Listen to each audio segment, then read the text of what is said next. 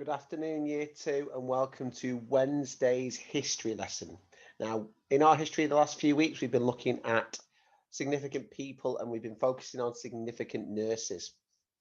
I've done a lot of work on Florence Nightingale, and I've seen some absolutely fabulous Florence Nightingale fact files that you sent in last week. They were amazing. And so we're experts now. So now we're going to look at another famous nurse who's got a lot in common with Florence Nightingale, but a lot of things are different. Okay. And this nurse is called Mary Seacole.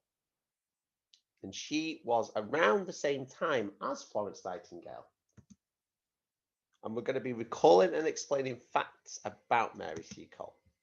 So what do we know already about Crimean hospitals? When was the Crimean War? Do you remember? It started in 1853. And where did it take place? It took place near Russia in a place called the Ukraine. And what was it like for the injured soldiers in the army hospitals before Florence Nightingale arrived? What was it like? That's right, it was dirty. They didn't have clean bedding. There wasn't enough beds. There was rats. The food was horrible and moldy. They didn't have fresh water. Lots of people got infections and died. There was no nurses really to look after them. And then who helped the injured soldiers in the hospital? That's right, the nurses came in, didn't they, with Florence Nightingale? There was doctors there, but there was also nurses.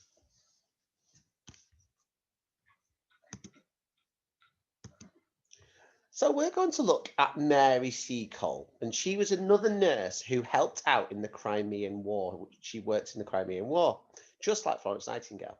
She was born Mary Grant in 1805 in Jamaica. So we're in 2021 now. So from the 20 of 2000, 18 to 20, that's 200 years.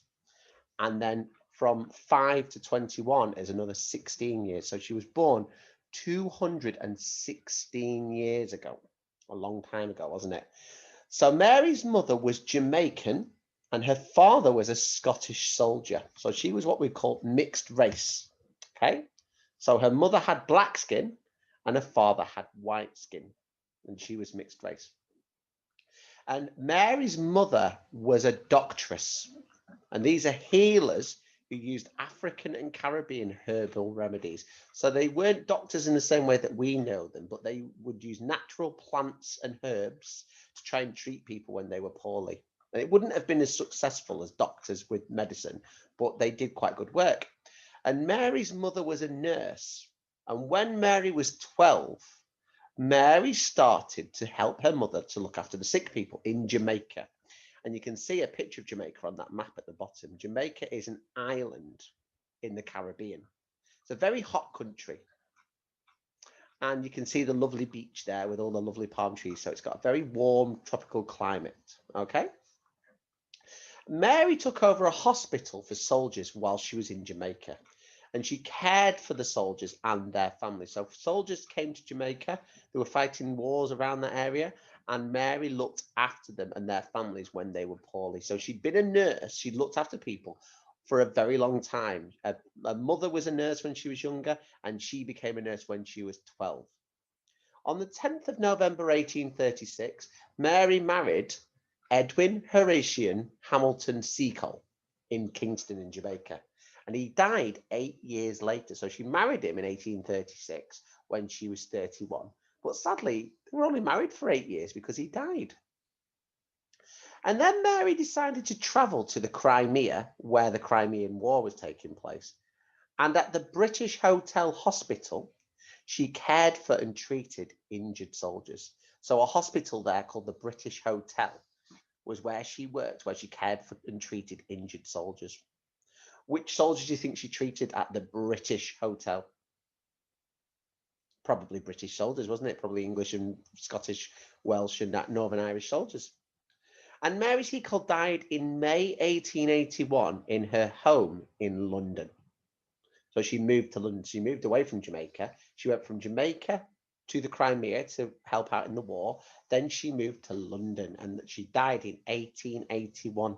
How old would that make her? If she was born in 1805 and she died in 1881, how old would that make her? Well, we don't need to look at the 18 because they're the same.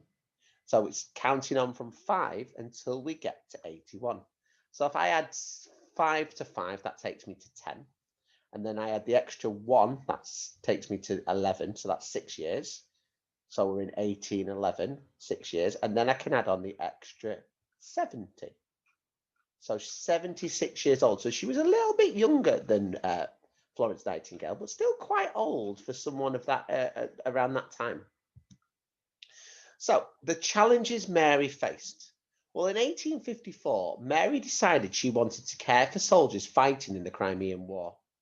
So she travelled to England from Jamaica, which would have been a very, very long journey on a boat, probably would have taken weeks to get here, and went to the War Office where they controlled all the things to do with the war in London. She wanted to help with the work Florence Nightingale had started. So she came to London after Florence Nightingale had gone to the Crimea and started making all those changes to the hospital. And Mary Seacole wanted to be part of that. But sadly, she was turned away. And the reason she was turned away is a really sad, horrible reason. Because in those days, there was a lot of what's called racial prejudice. And that means that people were treated differently because of the colour of their skin. Now, there wasn't a lot of people in Britain at the time, in England, who had black skin, because people with black skin tended to come from places like Africa and countries like Jamaica and places like that. So people could be quite unkind and didn't think that black people deserved to be treated the same way as white people. So the War Office said, no, you can't go. We're not having a black nurse going over there. And so Mary was turned away, even though she just wanted to help everybody. She didn't just want to help people with black skin. She didn't want to just help people with white skin. She wanted to help everybody. But Mary was so keen to help that she paid for herself to travel to Crimea. So she paid to get on a boat. So imagine that. Imagine having to pay to go to work somewhere dangerous. Okay, it'd be like your mums and dads having to pay to go to work. And sadly, a lot of nurses nowadays still have to pay a little bit to be nurses. But they shouldn't really have to because they help everybody. So Mary was so keen to help that she paid for herself to travel to the Crimea. So what kind of person do you think Mary Seacole was? How would you describe her as a person? And why would you describe her that way? How do you know she's like that? Well, I would describe her as very brave because she wanted to go and help and she wasn't thinking of her own safety or the dangers she might face. Think her as very strong-willed. She didn't take no for an answer. She wanted to go. Think of her as very caring. She wanted to help people even though she turned away. She was, that word we use a lot in our growth mindset, she was perseverant.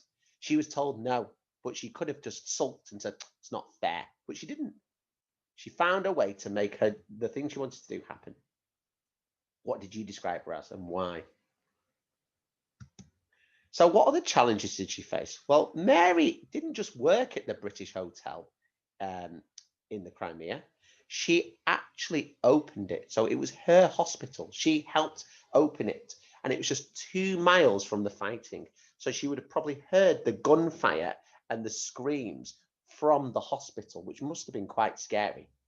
She cared for the soldiers, provided them with food, and treated them with the herbal remedies she'd learned from her mother. And she became known as Mother Seacole. Now, she's known as Mother Seacole by the soldiers. Do you think that was because they liked her or didn't like her? That's right, they liked her because she was so caring. They referred to her like that, like their mother. It was like them calling her mum because she was so caring. And Mary would even help soldiers in the middle of a battle. So imagine there's a fight going on. People are using swords and they're on horses and they're firing guns at each other and someone gets hurt or injured. Mary would rush out in the middle of the gunfire to help the soldiers who'd been hurt. And she risked her own life to do that. She could have quite easily been shot and killed, but she was only thinking of other people. And because of this, she became loved and respected by both the soldiers and the British people. So the soldiers loved her because of how helpful she was, but the British people, who'd been quite racist towards her because of the colour of her skin, accepted her and realised how helpful and how lovely she was. So what impact did Mary Seacole have? Why was she significant? Well, in 1856, the war ended. Mary returned to Britain with not very much money. She didn't have much money at all. She was very popular with all the soldiers she's helped, though, and they raised lots of money for her. Then Mary wrote a book about her life called Wonderful Adventures of Mrs. Seacole in Many Lands. Be good to read that, wouldn't it? And Turkey, one of the countries who was fighting in the Crimean War, awarded Mary Seacole a medal for her bravery. What was she brave in doing? What did she do that was brave? That's right, she went into the middle of battle to help soldiers, didn't she? Mary Seacole improved the lives of soldiers by opening a hospital to look after them. So she was important, she was significant, and the impact she had was she opened a new hospital, which helped keep people alive. And she treated soldiers with different types of medicine, and they might not have had any medicine if it wasn't for her. And she even helped them on the battlefield. She was a great role model for women. So again, remember with Florence Nightingale, lots of people said Florence Nightingale couldn't work. She couldn't do work because she was a woman. Her job was to stay at home and look after the family. But she decided she wanted to become a nurse and made a difference. And Mary Seacole did the same.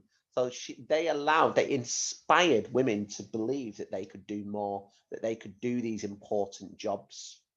She made her way in the world independently. So she didn't get any help. Remember, she paid her own way onto the boat, didn't she? She wasn't allowed to go there because of the British people. And she was proud to be half Scottish and half Jamaican. So she's very proud. She also did a lot to prove that black people should be treated the same way as white people. She helped everybody, didn't she? She could have said, I'm not helping any white soldiers. The white people have been horrible to me. She treated everybody, and she showed just how important everybody is. And it doesn't matter about the color of their skin. Because back then, a lot of people were a little bit nervous of people who were different because they didn't see many people who were different. So they didn't know how to treat them. So seeing that Mary Seacole was just exactly the same as them, she just had a slightly different colored skin, changed the way people started to think about people with different colored skin. Sadly, though, for about 100 years, the work of Mary Seacole was forgotten. So everyone forgot about her.